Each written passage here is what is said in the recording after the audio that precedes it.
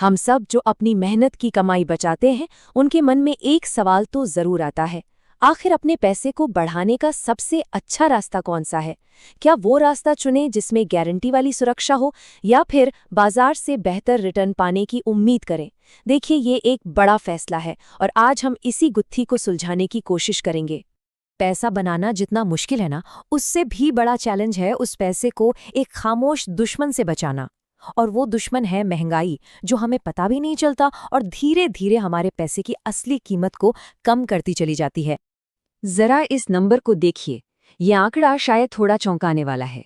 सोचिए, किसी ने 30 साल की कड़ी मेहनत से 7 करोड़ रुपए जमा किए, लेकिन महंगाई की वजह से आज उन 7 करोड़ की असली ताकत, मतलब खरीदने की शक्ति, सिर्फ 1.3 करोड़ रुपए ही बची है।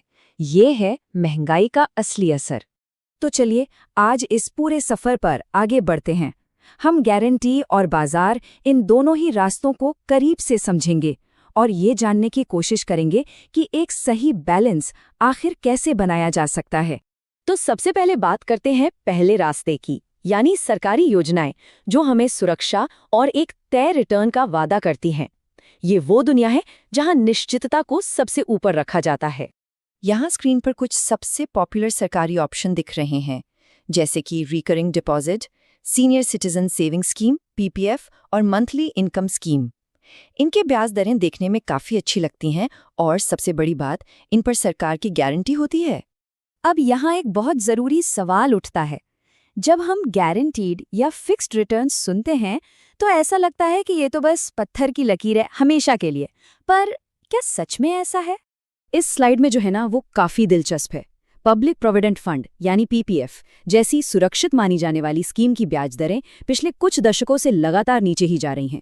सोचिए, 1990 के दशक में जहां 12% का ब्याज मिलता था, वो आज गिरकर सिर्फ 7.5% रह गया है।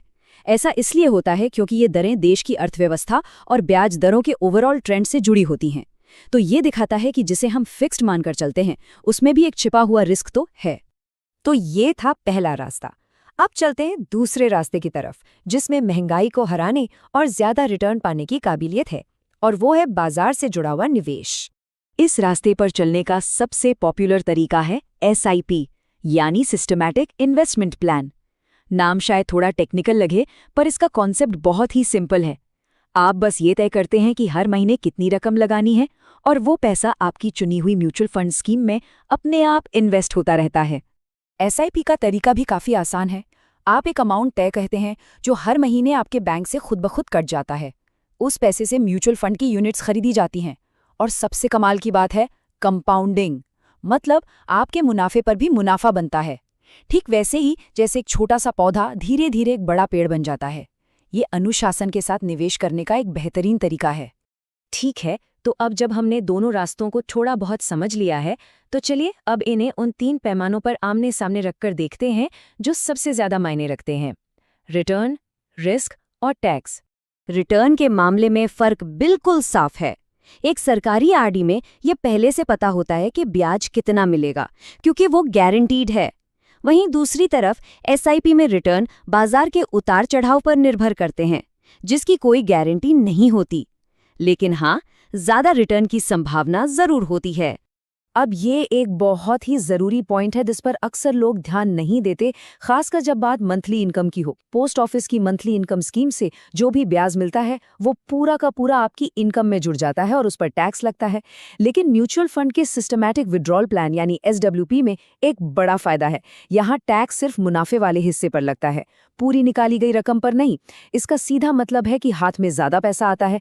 टैक्स के लिहाज से ये एक बहुत बड़ा फर्क है। तो अगर मोटा मोटी देखें तो मुख्य अंतर क्या है? एक तरफ है पैसे की पूरी सुरक्षा, तो दूसरी तरफ है बाजार का जोखिम। एक तरफ पैसा निकालने पर कुछ पाबंदियां हैं, तो दूसरी तरफ ज्यादा लचीलापन है। और सबसे जरूरी बात, एक तरफ महंगाई से लड़ने की ताकत सीमित है, तो दूसरी तरफ महंगाई को मात देने की पूरी संभावना है। तो इसका मतलब ये बिल्कुल नहीं है कि एक रास्ता सही है और दूसरा गलत।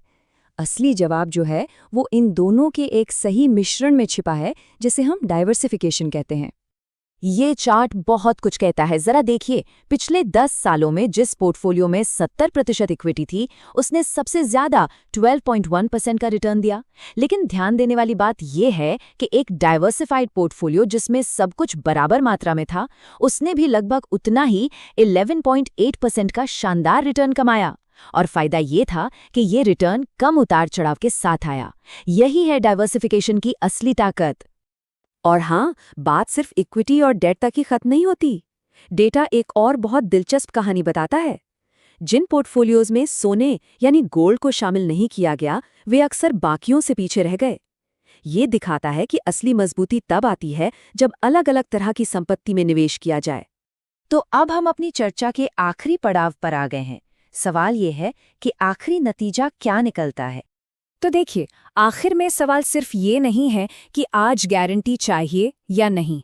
असली सवाल ये है, क्या आज की निश्चितता आने वाले कल को पूरी तरह से सुरक्षित करने के लिए काफ़ी है, या फिर एक स्थायी सस्टेनेबल भविष्य बनाने के लिए आज थोड़ा सोचा समझा जोखिम उठाना ज़्यादा समझदारी है।